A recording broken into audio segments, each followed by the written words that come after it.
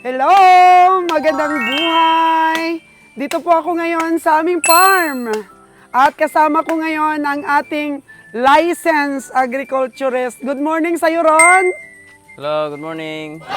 Ayan, ano bang kaganapan dito? Ano bang project mo ngayon? Papagawa tayo ng kulungan ng mga itik. Ito, Ayan. makikita nyo dito, nagpapagawa tayo ng ng kulungan nila. So ano bang lahi ng itik mo? Itik Pinas. Itik Pinas. Marami bang available na ganyan dito sa probinsya ng Aklan? Lahi? Dito sa Aklan wala masyado, pero sa Iloilo, marami.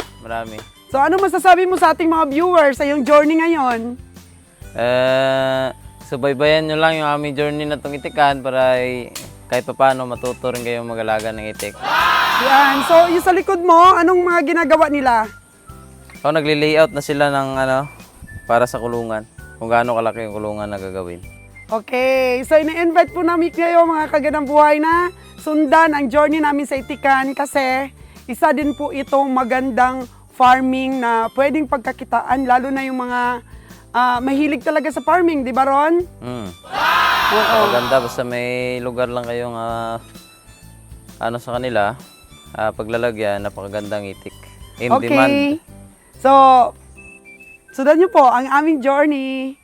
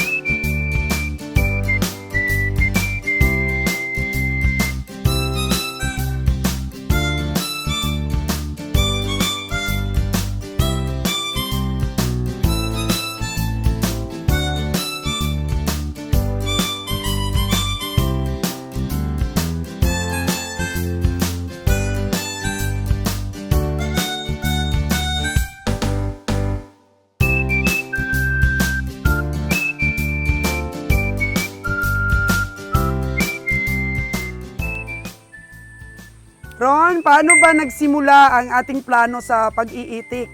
Nagsimula lang naman sa sa usap-usap, tapos tinitingnan namin kung paano namin i-expand yung yung venture ba namin sa pag-alaga ng animals. So, judging from my experience, may puguan na nga ako. So, kinonect ko lang kung saan yung parang malapit sa kung ano yung ginagawa ko. So, may mga poultry na ako. So, mag-alaga na rin ako ng iba pang poultry na mga species katulad niyan itong itik Pinas or itik na in demand talaga dito ang itlog. Gusto kasi ng mga negosyo na related sa kurso ko na mapagpipirahan talaga. Na hindi ka mahirapan mag-market ng iyong produkto. At isa yung itikan sa mga nakita namin ni Mama na oportunidad kasi nga napakaganda dito na aming lupa. Hindi na ubusan ng tubig. Flowing ang tubig galing bukid. Napakagandang alagaan ng itik. Suitable talaga sa kanila. Yun yung naging umpisa. Tapos naliksik din. Tapos may experience din ako sa eskwelahan. So yun. Pinagsama-sama ko na ang sabayan pa ng lakas ng loob ito. New venture naman itikan. Ron, magkwento ka rin tungkol sa naging journey mo sa pag-aaral ng agriculture. Ilan ngang years yun? 4 years lang naman yung agriculture ngayon. Pero sobrang sipag ko, ginawa kong 5 years. Bakit ginawa mo 5 years? And irregular kasi ako kasi mali kasi yung kurso ko una. Yung kurso ko kasing una is Bachelor in Agricultural Technology. Agriculture pa rin pero walang board exam. So pagkatapos ng first sem, nag-shift agad ako ng agriculture pero ireg na. Kaya medyo natagalan ako maka-graduate kasi dami kong back subject eh. Kasi narong rin ang pagpili mo nung una. Oo, na wrong. Wala pala yung board. Kasi gusto ko talaga may board para may lisensya. Oo. So ano naman ang journey mo sa pag-aaral mo? Ayos naman? Mahirap rin ang pag-aaral ko. Napakaraming challenges. Muntik na ako mag-stop eh. Dala ng pandemic na yon. Pero kinaya naman. Tapos, akala mo tapos sa paghihirap mo, tapos may board. Grabe rin. Grabe rin sakripisyo. Para makapasa ng board. Congratulations! Ano lang si Ron self-study, online. Online lang ako, self-review lang. Self-review lang mga kagandang buhay. Nakakuha siya ng 83%. Ayan, 83% po. Not bad na po mga kagandang buhay na sa sobrang hirap ng exam. Ano ba yung exam pinakamahirap talaga sa lahat ng kurso? Ay, pinakamahirap talaga, animal science talaga. Grabe talaga yung hirap. Sabi nila madali lang daw ang exam ng agriculture Ay, so, kung madali lang eh, marami na sanang pumasa. 30% lang ngayong taon yung pumasa. Sa 10,000 examinees, 3,000 lang yung pumasa. Oh, ganun pala kahirap Ganun yun. kahirap. Sa ranking ba ng Pilipinas, pang ilang ranking ang ang agriculture sa pinakamahirap na board exam? One of the hardest talaga yung agriculture. Hindi ko naman sila mararang kasi wala tayong bias sa mga course. Lahat mahirap. Pero masabi ko na isa sa pinakamahirap talaga yung board ng agriculture. Lahat kasi nandyan eh. Science, history, mga laws, math, economics, social studies, dyan lahat. Kung medyo feeling mo is madali, so itry mo. Nakatulong ba yung pagiging licensed agriculturist mo na ngayon sa mga pinupursue mo pang mga journey sa farming? Wala pa kasi di ko pa nakuha eh. Wala pang taking eh. Pero in the future, sigurado naman ako papakinabangan. Okay, lipat naman tayo dito sa project mo. Ayan. Yan. So, paano ka nagsimula? Ayan, anong mga bagay yung una mong inumpisahan? Sa pag-iitik. Dito ngayon sa project mo na to? Ito, tayo ko itong amin na tong building. Nursery? Bali ito yung nursery mo? Bali itong building na to is all purpose. Pwede siyang gawing nursery. Pwede rin to sa growing, nasa umiitlog na. So, dito muna sila. Yung 200 plus na itik, dito muna. Tapos, pag lumaki-laki sila, is may extension na to. Ilan ba lang yung kasya dito? Anong sukat dito? Ano to? Kasya dito is 100. Pag medyo malaki-laki na? 110. 100 na babae, 10 lalaki yung ratio. Oh. Ito, Ayan. mga seho pa lang kasi sila, kaya pa ditong i-accommodate. Yung 200 plus. So, dalawang building o isang building pa dito dadagdag mo? Isang building pa ditong ganito kalaki para 200 heads makakasya. Okay. So, yun bali ang panimula mo para pag-aralan?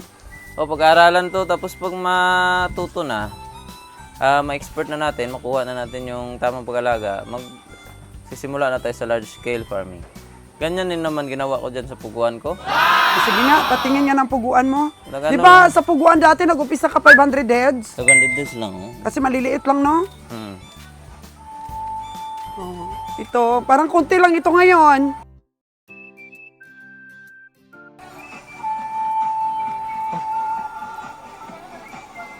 Oh. Pagtapos ng Christmas, ano na to? Magiging 5,000 heads mahigit. Okay. Konti lang to sa ngayon kasi nga... Hindi mo na naalagaan itong masyado, hindi mo natutukan dahil nga sa pagkuha mo ng board exam. Oo, pero nalagaanin pa rin to ng aking caretaker. Pakaganda naman pag-alaga. Pero hindi ka nakabili ba ng dagdag? Kasi nga nagka-bird flu dito. Oh no! Kahit gustuhin ko mang bumili, hindi talaga makabili. Nagka-bird flu dito sa amin. ang dami ko nang kumuha pa ako ng permit para makapadala dito ng pugo. So kahapon, nag-selective culling kami kahapon. Isa rin yung technique na lalaman mo rin yan sa eskwelahan. Isa rin yan sa mga tinuro sa akin. Tara, hali kayo. Tingnan ninyo yung resulta ng selective culling namin. Na ilan na lang ngayon itong natira na to?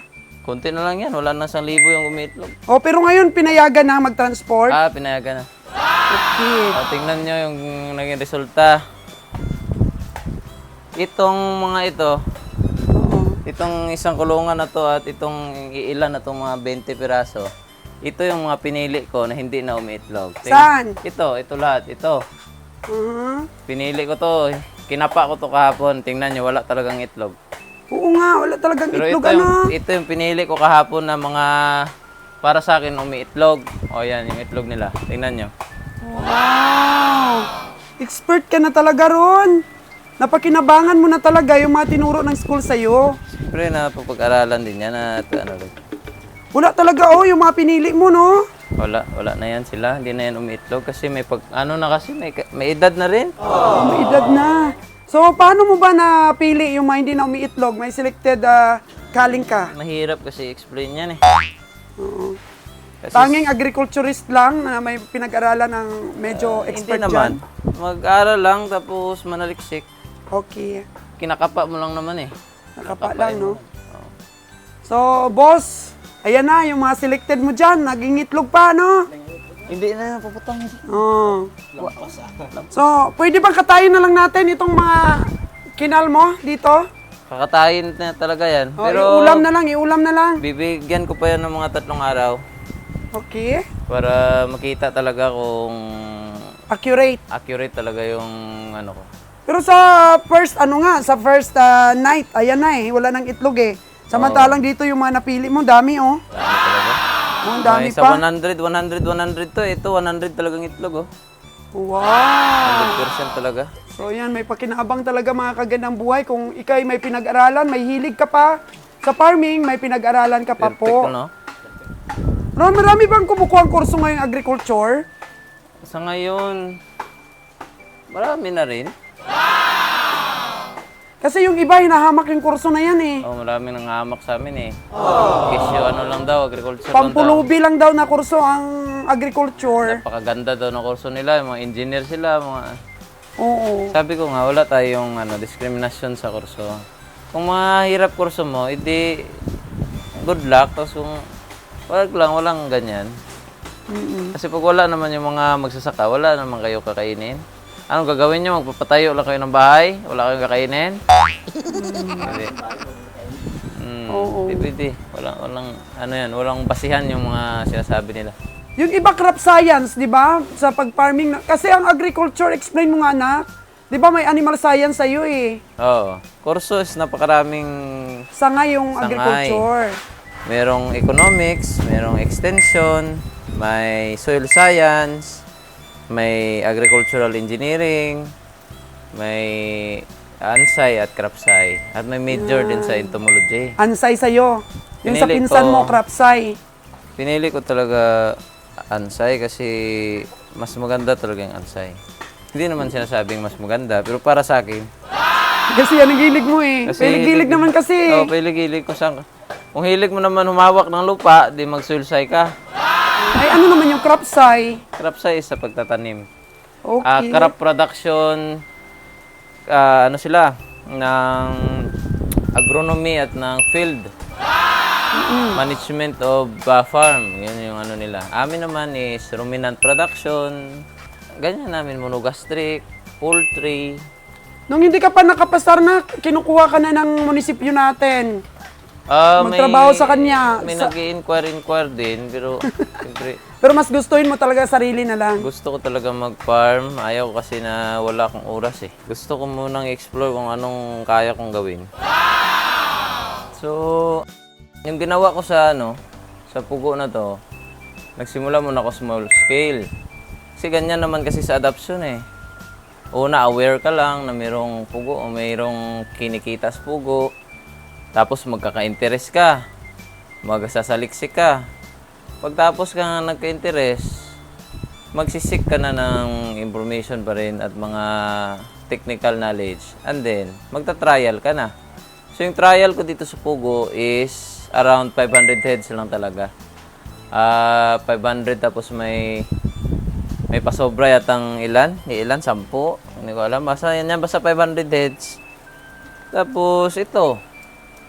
Yung pinakamarami, ito nag-alaga na rin ako ng libo-libo kasi medyo na-master na natin. Meron na tayong pundong kaalaman. Kung magkasakit sila, may papakaano na tayo, may alam tayo. Yung pag-take ng Oh, vitamins. vitamins nila. Yung volume ng pagkain at yung mixture. Yung sukat ng kulungan, dimension ng kulungan, lahat. Alam mo na. Ganon din gagawin ko sa itik. Una, ano lang, konti lang talaga. Para lang mapag-aralan at para malaman kung kaya ba nila yung klima namin dito. Yan lang. Ganon lang talaga. Yung pag-aalaga ng hayop. Kahit anong hayop pa yan. Hindi ka talaga pwedeng lumundag agad sa napakaraming alaga. Kasi hindi po biro yung kapital. Hindi po biro yung kapital. Sinasabi ko sa inyo. Yung kailangan muna ma-master, no? Katulad ng pag-alaga ko ng ng pugo, kami is pag pandemic, kami ng misis ko na ngayon, meron kaming maliit na store. So yung natipon namin doon, sinugal namin dito sa pugo. Sa ano naman, thankful naman ako kasi never naman nag-doubt sa akin yung misis ko. Lagi namang may tiwala sa akin na kaya ko. Kaya yun. Napalago ko naman at nagamit ko talaga yung ano ko. Yung kaalaman. Knowledge. Ganito rin kami sa itik. Ganito rin gagawin ko na step. Pero 200 lang. 200 muna. Kasi hindi natin yan hindi natin yan mabibigla. Kasi wala pa tayong alam eh.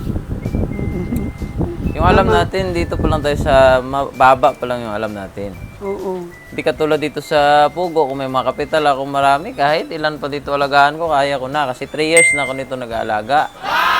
Since 20 years old ako. 23 na ako ngayon. Nagpupugo na ako. Makakapokus ka na ngayon dahil graduate ka na. Wala ka ng Oo. Nakapokus na talaga. board exam. Tapos ito namang ano mo na to, taga-bantay. Ano naman siya, masipag. Pero ang Masipag problema yan. lang dito, laging umiinom. Laging may agwa di pataranta. Busing. Bawas-bawasan busing ha. Kasi dadami na yung alaga mo, busing. Oo, mag-aalaga na tayo dito ng kambing. Padala na dito. Kambing busing, magdadagdag tayo baka. Oh, iinom ka pa ba? Oh, pwedeng uminom pero isang beses lang isang linggo. Oh, tubig lang. Once a week lang tayo inom. Once a week lang, busing ha. Pag sumubra ng busing at lasing ka busing, lalo na abutan ka daw dito ni Kabiyang Roger na lasing, busing. Oh, no! Oh. Ayan, ma-terminate ka, busing. Gusto mo ba? Gusto daw niya ma-terminate. Busing, ang terminate po, mapapatalsik ka sa trabaho mo, busing. Oh, no! Wala pong problema sa inom, ha? Basta wag lang pong abusado. Okay, busing? Hindi naman ako abusado. Yan. So, kasi nadami na busing alaga mo dito, eh. May itik na, busing. Ay, sus. Dagdagang ka ng hugod. Dagdag sipag, dagdag kita po, busing. Ayan po. Ang itik, pang dagdag naman sa tulong sa mga farmers. Okay. Marami tayong mabigyan trabaho.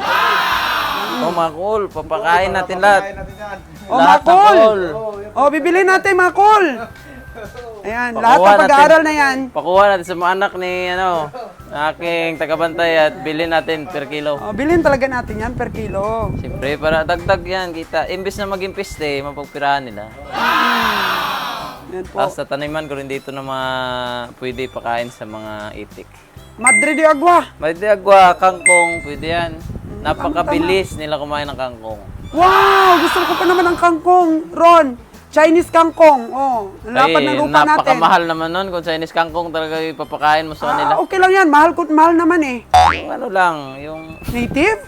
yung Mas native. mabilis pa tumubo yung Chinese kangkong ano. Mabilis nga tumubo, napakamahal naman. Okay lang yan. Dami naman nating lupa eh. Tapos kailangan... Busing na. Oh. Di Dito kung bumuha ka lang dito ng ano, yung subwal ng native kangkong at Pero mayroon isaboy dyan, mo lang dyan. Dami dyan, native. Yes. Isaboy mo lang dyan. Hindi, para araw natin yan, busing. Oh, pwede pararo. Para araw natin yan, para makatanim tayo. Oh. Para ron, man ang dapat call. Para araw natin yan, para mataniman natin ng magandang tanim. Pero Ating lupa. ay, ginabaha man dyan, bayi lang ah. Okay lang yan.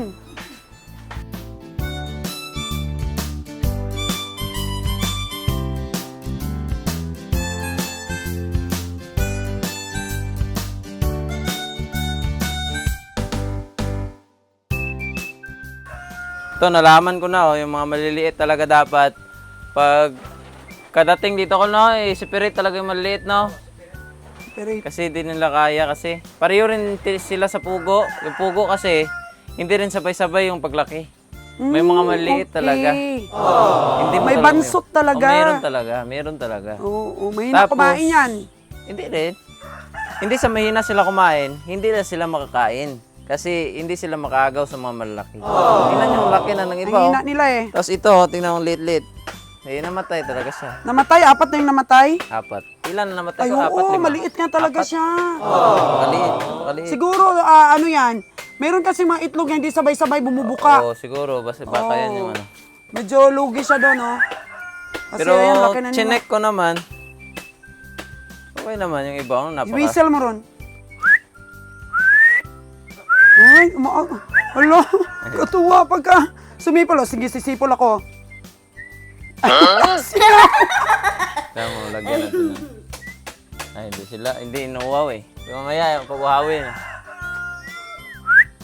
Hindi, mahina lang ako makasipol eh. Oh, ala yung ulo nila. Pag nakakarinig ng sipol pala, no? Hala, katuwa ito. Ilang days pa lang to, Ron? Ano mo lang yan? Ilang days pa lang yan dito. Sa amin, 7 yan dumating eh. 7? 12 ngayon. So, 5 days pa lang to dito. Wow, 5 years pa Pero ang lang. liliit lang nila dito dumating. Yan, tingnan mo, laki na. Oo. Meron bang pagkain talaga sa merong tinda dito? Ano pinakain mo?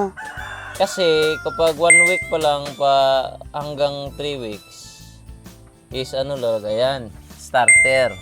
So starter ng para sa itik? Yes, starter talaga yan. May nabibili ba dito? Mas mura sa Luzon siguro. Meron nabibili rin. Filmi ko, pero ito kasi pagdating dito is mga 1 week old na, 1 week mahigit. So diniretso ko na sila ng booster.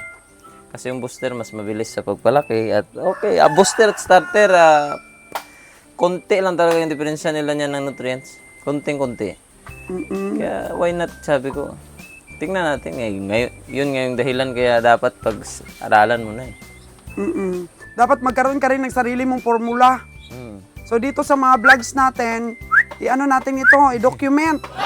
Para po yung mga tao din na interesado, masundan nila rin. Oo. No, yung mga trials and error natin. Hindi na nila, libre na yung pag-aaral nila dahil sa ating mga vlogs. Oo, tama yan. Kasi na-apply na natin, Para hindi na sila dumaan sa trials and error. Dito na lang Oo, sila manood sa trials and diretso error na natin. sila. Mali-lecture sila Hindi dito. naman ako naniwala dyan eh. Kasi yung mga pinagdadaanan kasi natin, iba yan, iba-iba. Iba-iba ron, pero meron na silang Basihan. reference. May basihan na sila. Oo. Pero magta-trial and error ka pa rin. Talaga. Kasi iba yung hands-on eh. Iba talaga kasi yung mga ways, yung mga techniques na akma sa'yo. Sa lugar mo. Iba rin yung ways at techniques na kaya kong gawin. Iba rin yung ways at techniques na kaya mong gawin.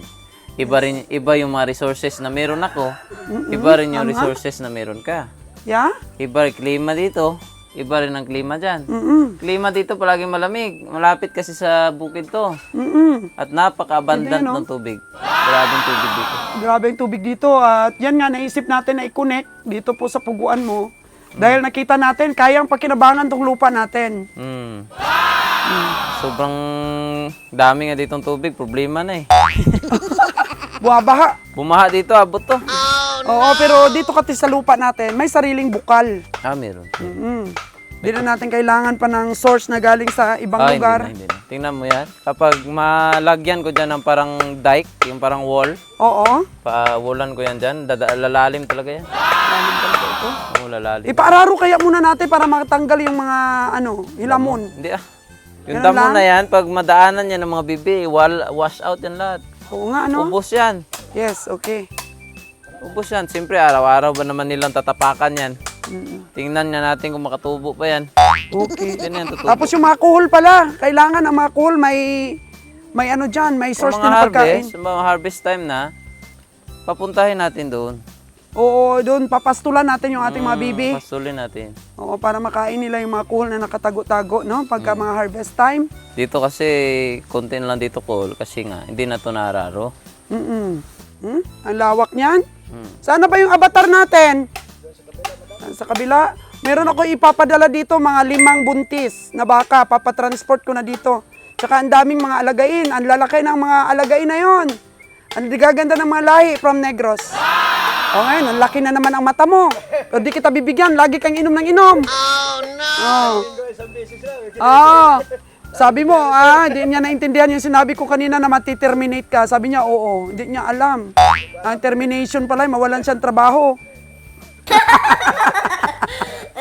Pero napakasipag po itong ating Pwede pa tayo. bantay dito. Siyempre, meron lang talagang minsang katuwaan, napapalakas ng inom.